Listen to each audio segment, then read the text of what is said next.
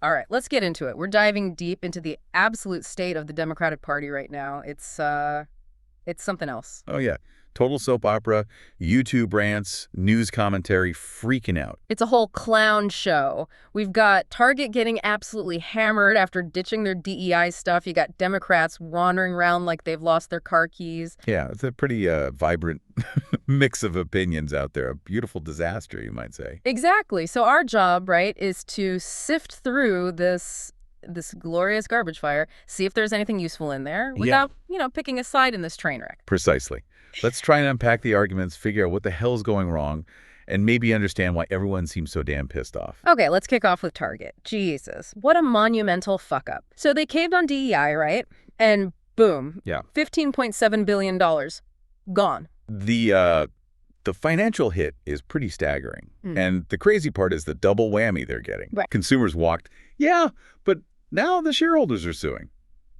Saying, Target hid the risks of pulling back on DEI. It's kind of perfect, isn't it? It's beautiful. This YouTuber, Jay Reed, was basically spitting nails about it. Yeah. He just nailed how stupid it was for Target to try and appease these conservative asshats who are now probably laughing their asses off watching the stock tank and then renaming the supplier diversity team to the supplier engagement team. Seriously. Well, that's just transparent, isn't it? Like shuffling deck chairs on the Titanic. Totally. The Pride Parade director wasn't buying it either. Called it a breaking point. Seems like Target completely misjudged their own customers. And remember that video from 2022?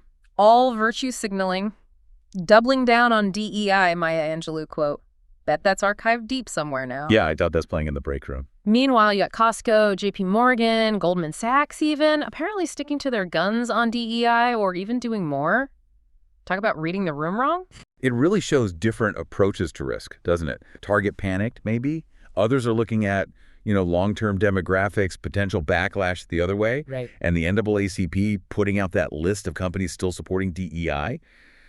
That's a clear signal for consumers who care about this stuff. And the proof's in the pudding. Foot traffic down, Florida suing them for hiding the risks. Yeah. People are trolling their TikTok with Costco comments. Yeah, that's pretty direct feedback, even if it is just TikTok comments. It says a lot about how badly that connection's been broken. They spent years building that image, right? Post-George Floyd, hiring goals, equity task forces, and then poof, gone. Yeah. A co-founder's daughter called it a betrayal. A former exec said, Black consumers feel sold a lie. You don't just walk back that kind of stuff without consequences. That feeling of betrayal, No. That's toxic for a brand. It's not just about liking their products anymore. It's about trust, about values. It's a long, long way back from that. Yeah. If they even can come back. Okay, let's shift gears.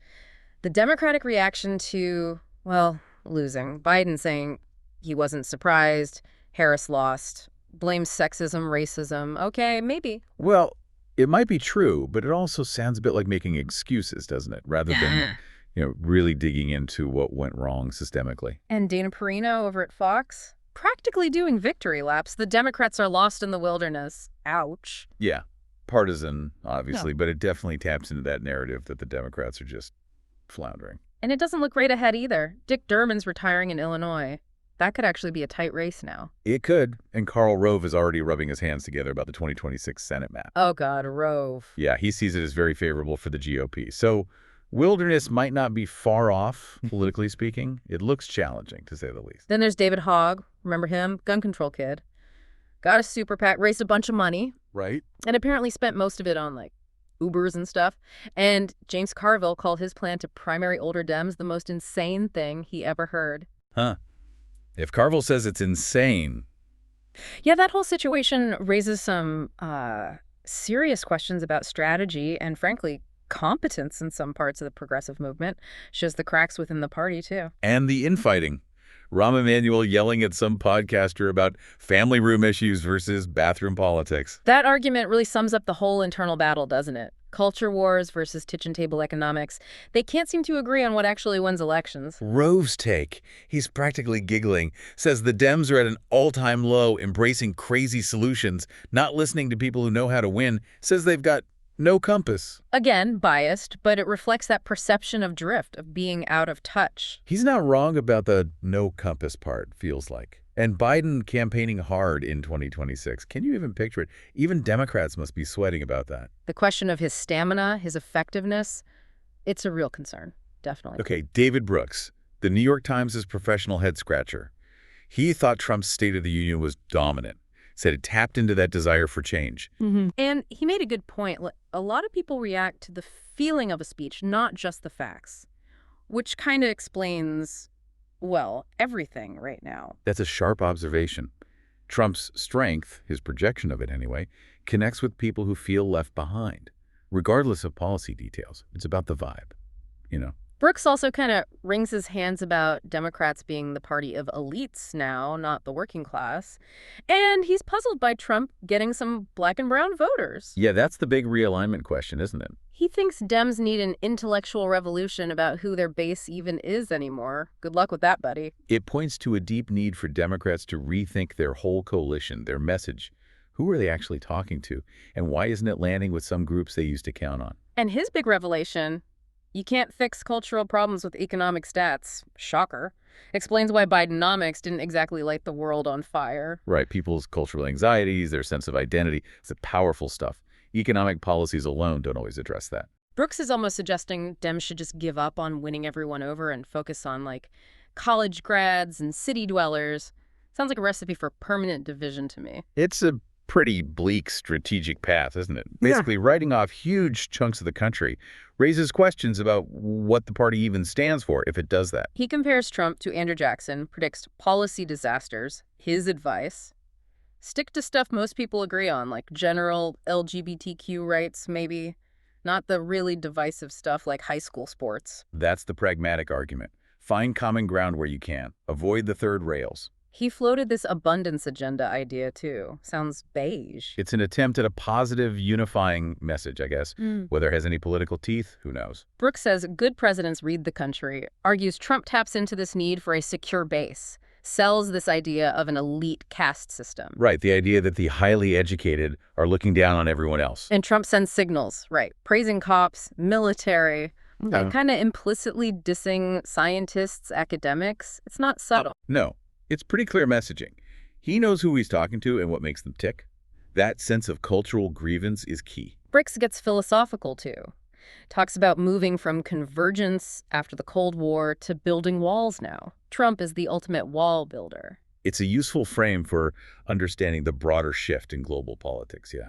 He also calls out faux populism, these right-wing guys pretending to be men of the people when they're actually loaded elites themselves. That's an important point, the rhetoric versus the reality. And Brooks kind of nails it at the end. Trump asks some right questions but gives the wrong answers. That feels pretty accurate, doesn't it? It's a concise summary of the dilemma, yeah. He taps into real anxieties but offers simplistic, often destructive solutions. Okay, strap in, TikTok, the Democratic meltdown zone. It's wow. People calling for debt strikes, abolishing ICs, demanding CRT, free healthcare for everyone. It's raw, unfiltered frustration, right? It's a sense of crisis, deep anger. People complaining about dating apps being full of conservatives. One person said it's abnormal for a guy to be liberal, calls them beta males. What the actual fuck is going on? It shows how deep the political divide runs now. It's infecting everything, even dating. That's something. And the Trump hate is still dialed up to 11. Accusations flying. He's destroying due process, wrecking the country. It's pure despair in some corners. The intensity is just off the charts. It highlights the perceived stakes. For many Democrats, this feels existential. And then there's Jon Stewart, thank God for him, just ripping into the Democrats' campaign strategy. Oh, yeah. What's his take? He's mocking the millions spent on annoying texts and knocking on doors multiple times, basically asking, did anyone actually, talk to voters effectively? That's a classic Stewart critique. Yeah. Pointing out the absurdity, the wastefulness.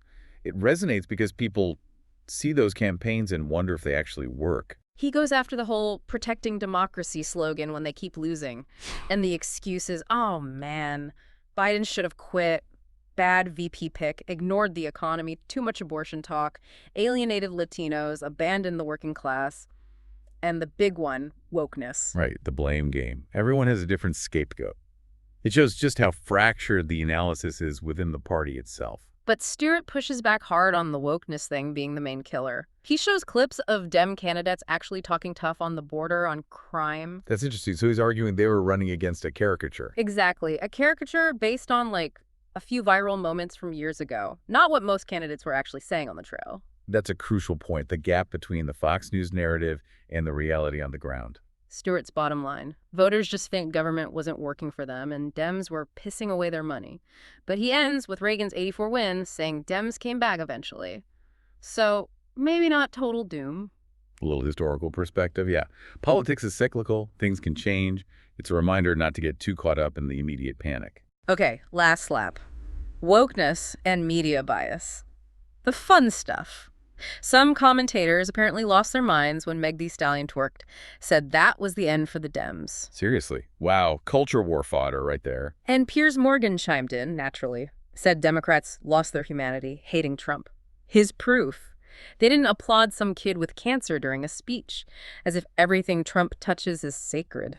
Selective outrage is a powerful tool, isn't it? Yeah. Morgan knows his audience. Morgan also loved Trump's "America is no longer a woke country" line, the revolution of common sense bullshit. He thinks Dems are out of touch, obsessed with women's rights, like that's some niche issue, and ignoring real problems. What a load of crap. It's the standard conservative attack line. Framing progressive values is fringe and out of step. It might be bullshit, but it clearly works for a certain audience. Then there's the liberal media thing. Wisecrack on YouTube had a good take, pointed out that everyone hates the media Manguier folks, socialists, just for completely different reasons. That's true, isn't it? The one thing everyone agrees on is that the media is broken, but they can't agree why. It shows a massive crisis of trust. They had this wild theory linking a paper shortage in Weimar Germany to the Nazis' rising because it killed off small papers, then connecting that to today's digital world where big companies crush small sites. It's a provocative analogy. Yeah. Maybe a bit of a stretch historically, but the core point about economic pressures shaping the media landscape. That's valid. Consolidation is a huge issue. And chasing ad money warps coverage, obviously. This whole idea of pure liberal objectivity. Probably a myth. All media has bias. Acknowledging bias is key, right? Yeah. Objectivity is maybe the goal, not the reality. Understanding the perspective is crucial for the consumer. But they brought up something cool. Underground papers during WWII in Europe. Resistance media. Makes you wonder if some of the alternative online stuff today, warts and all, serves a similar function. That's an optimistic take. Providing counter-narratives, challenging the status quo. Yeah. There's definitely a parallel there, even if the quality varies wildly. They mentioned the British press focusing more on fairness, honesty of opinion rather than pretending to be perfectly objective, and media literacy, actually thinking for yourself instead of just swallowing headlines. Yes. Absolutely critical. We need more focus on media literacy, and maybe transparency about perspective is more honest than pretending it doesn't exist. Oh, and the genocide word being thrown around about trans rights? Wisecrack called bullshit on that too. Said it's hyperbolic, dilutes the word's meaning. Thank you. Using terms like that recklessly is dangerous. It minimizes actual genocides and just inflames the debate pointlessly. And then Charlie Kirk, that complete ass clown, mocking Democrats in dresses, talking about autophilia, just wow. Yeah, that's just bottom of the barrel stuff. Pure provocation, zero substance. All right, let's cut the crap. We've waded through this absolute shit show. What's the takeaway from all this Democratic angst and finger pointing? Well, clearly, you've got a party struggling. Deep internal fights, difficulty connecting with voters they used to count on, relentless attacks from the outside. That Target mess. Yeah. A perfect storm of bad decisions and cultural missteps. Yeah, everyone's got a theory, everyone else is an idiot. Wokeness is the go-to punching bag. The media's a mess. Everyone distrusts for different reasons.